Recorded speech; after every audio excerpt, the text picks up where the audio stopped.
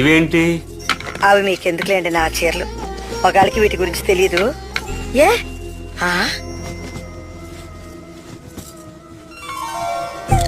నెమలి కంఠం రంగు నువ్వు కాపురానికి వచ్చినప్పుడు కట్టుకుంది. శుక్రవారం లక్ష్మీదేవిలా ఉన్నావనుకున్నాను. ఇది చిన్నాడికి భోగిపళ్ళు పోస్తున్నప్పుడు రాగి కాణీల కోసం పిల్లలతో సమానంగా మన ఇద్దరం పోట్లాడుకుంటూ నువ్వు గిల్లావు, అప్పుడు కట్టుకున్న చీర.